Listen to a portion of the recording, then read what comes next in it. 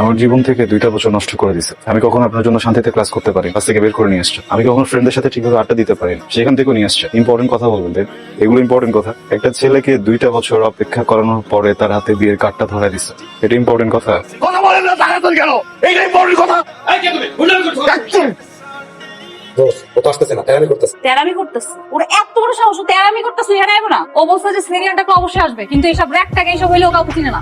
চল কেল দিয়ে আর কলিজাটা মাইপা দেখি কত বড় কলিজা। আই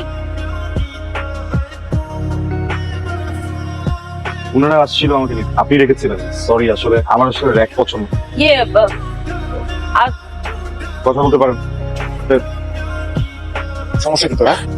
পলাশ কেন? তুই নেতাই গেলি, কোনো কিছু বলতে পারবি না। দোস্ত আমার না মানে গলা দিয়ে বেরিয়েছিল না আমার সামনে সব। এখন আমার মুড নাই, র্যাক ট্যাক দেয়ার। এখন চল চা খাই বাইরে গিয়ে, পরে কথা হবে। হ্যাঁ, মালটা কই কালকে আসে নাই, খুঁজে নিয়ে আয়। আমি ওই দিন কিছু করতে পারি নাই, কিন্তু আজকে আমার মুড আছে। আমি আজকে জাস্ট ওকে পাইলে আমি যে কিছু করবো। আমি দোস্ত দাঁড়া, এই তুই পলাশ লাগ না, তুই দাঁড়া যা। আমি ওকে, স্ট্রবেরি ফ্লেভার তো দেখলে সবাই খেতে ইচ্ছে করে। এরপর থেকে যখন আইসক্রিম খেতে ইচ্ছে করবে হেজিটেট করবে, বলবেন আমি এনে দিব। ম্যাম আসবো? হ্যাঁ আসো ম্যাম, 1 মিনিটের জন্য একটু কথা বলার ছিল। হ্যাঁ হ্যাঁ বলো। এই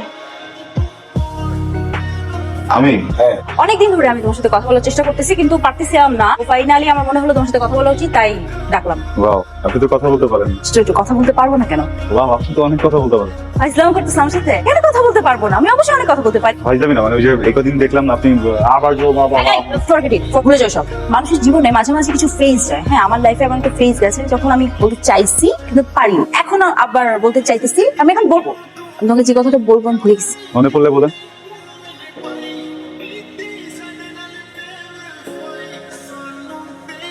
মামা, এটা কি হলো? বুঝতেছি না। আপনারা সবাই আমাকে চেনেন, হয়তো খুব বেশি কথা হয় না আমাদের, কিন্তু একটা সম্পর্ক আছে, একটা কানেকশন আছে। এই কানেকশনটা, সম্পর্কটা কিভাবে সেটা আপনারা জানেন, আমিও জানি। আপনাদের হেল্প দরকার, প্লিজ। ওকে,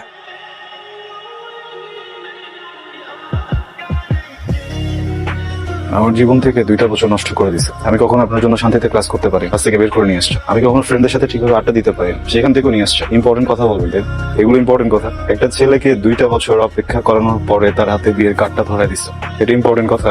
কথা বলেন না, তাড়াতাড়ি কেন? এইটা ইম্পর্টেন্ট কথা। সরি সরি আঙ্কেল, আমি এখানে সিন ক্রিয়েট করতে আসি নাই। উনি আমাকে 2 বছর ধরে আঙ্কেল ঘুরাচ্ছে, বুঝছেন? আমাকে কি যেন একটা ইম্পর্টেন্ট কথা বলবে। আমি 2টা বছর ধরে ঘুরতেছি, 2 বছর পরে উনি হঠাৎ করে আমার হাতে বিয়ের কার্ডটা ধরে দিচ্ছে। আপনি এটা কি ঠিক?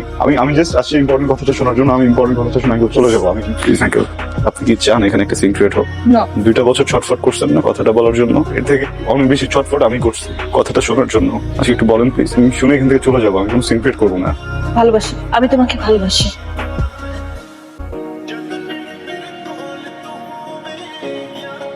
ইম্পর্টেন্ট কথা শুনলা তো না? ইম্পর্টেন্ট কথা শুনলা, বুঝলা, এখন চলে যাইতেছো। কি কথা বলো না কেন? কারণ আমি কিছু বলতে আসিনি, শুনতে আসছিলাম। শুনে ফেলছি, এখন তো কোনো কাজ নেই। আমি কি করবো? বিয়ে করবেন? এতগুলা মানুষের সামনে, আমার ফ্যামিলি, বরপক্ষের লোকজন সবাই শুনছি কি বলছি, তারপর আমার বিয়ে হবে তোমার মনে হয়? সরি, ভালো থাকবেন।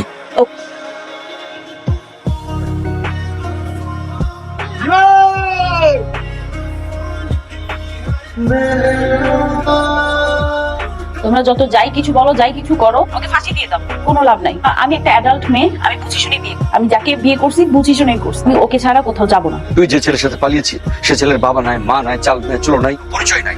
ওই ছেলেকে তুই বিয়ে করছিস আর আমরা তাকে মেনে নেবো ভাবছিস? এনে নিবা না তো কি করবা? আমি স্বামীকে রেখে কোথাও যাবো না। আর তোমাদের যদি মানতে অনেক বেশি কষ্ট হয়, তাহলে মনে করো যে তোমাদের মেয়ে মরে গেছে।